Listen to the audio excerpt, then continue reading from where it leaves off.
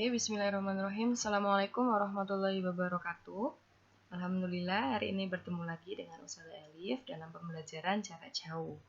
Untuk kelas 6 hari ini, kita akan belajar tentang ide pokok, kalimat utama, dan kalimat penjelas. Sebelumnya, untuk anak-anak kelas 6 sudah pernah mendapatkan materi ini di kelas 4 dan di kelas 5.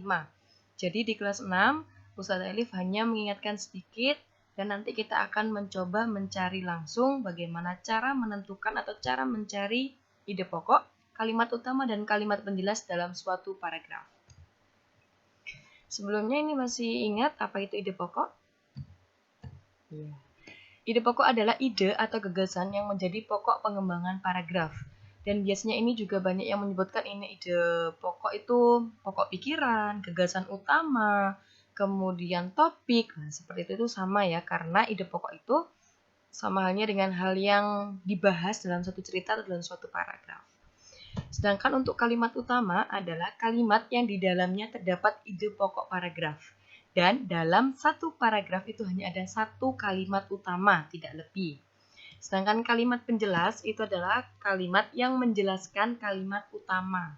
Jadi yang banyak itu adalah kalimat penjelas. Sedangkan kalimat utama itu hanya ada satu kalimat utama dalam satu paragraf. Jika Ustazah Elif punya satu paragraf memiliki 5 kalimat, maka kalimat penjelasnya ada berapa? Oke, ada 4 ya, karena satu itu kalimat utama dan sisanya itu termasuk kalimat penjelas. Oke. Ini Ustazah punya satu paragraf, satu cerita, ya. Oke, ini. Sanggupkah kalian menemukan ide pokok, kalimat utama, kalimat penjelas? Oke, pasti sanggup ya? Oke, mari kita coba. Oke, di sini Ustazah punya langkah-langkah untuk mengerjakan biar anak-anak tidak kesulitan ya. Langkah pertama yaitu identifikasi jumlah kalimat dalam satu paragraf. Oke, kita lihat dulu dalam bacaan ini ya. Oke, coba kita baca dulu. Reptilia adalah segala jenis hewan yang berjalan melata atau merayap. Nah, ini satu kalimat. Dari mana ya ini kok bisa disebut kalimat? Nah, ini suatu kalimat itu adalah ini diakhiri dengan tanda titik. Nah, itu adalah satu kalimat ya. Oke, ini diberi warna merah, ini adalah kalimat ke-1. Kemudian contohnya adalah ular, kadal, buaya, dan penyu. Ustazah ini ada tanda koma. Apakah ini juga disebut satu kalimat?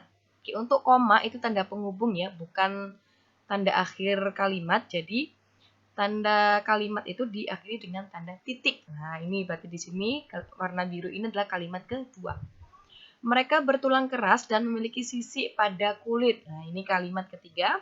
Umumnya mereka bertelur di darat, walaupun ada juga reptilia yang melahirkan anak. Nah, ini kalimat keempat. Reptilia adalah hewan berdaya dingin. Kalimat kelima. Suhu tubuhnya menyesuaikan suhu udara luar. Kalimat keenam. Namun hal ini tidak berarti hewan reptilia suka daerah dingin. Nah, ini kalimat keenam. Ketujuh ya? 1, 2, 3, 4, 5, 6, 7. Oke, nah ini. Reptilia tidak tahan hawa dingin. Kalimat 8.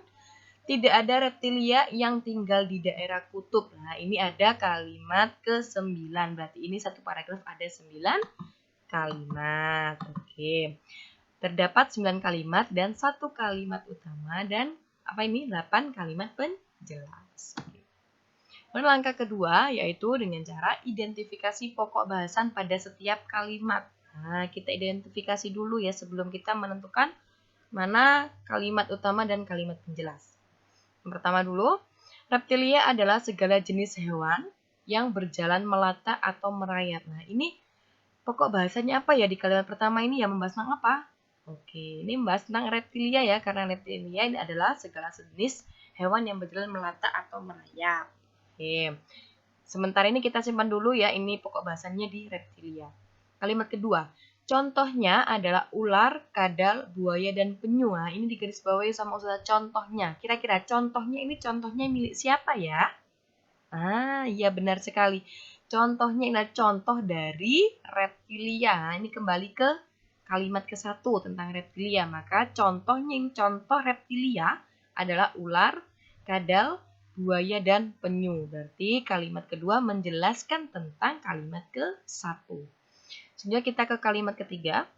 Mereka bertulang keras dan memiliki sisik pada kulit. Nah, ini digarisbawahi mereka. Mereka itu siapa? Iya, reptilia. Kembali lagi ke kalimat ke-1. Selanjutnya, umumnya mereka bertelur di darat walaupun ada juga reptilia yang melahirkan anak. Nah, ini digarisbawahi lagi mereka. Mereka ini siapa? Mereka adalah reptilia. Nah, seperti itu ya. Ini juga digarisbawahi sama Ustazah. Maka di sini dalam satu paragraf ini dapat disimpulkan bahwa setiap kalimat membahas tentang reptilia dan menjelaskan kembali lagi ke kalimat ke-1.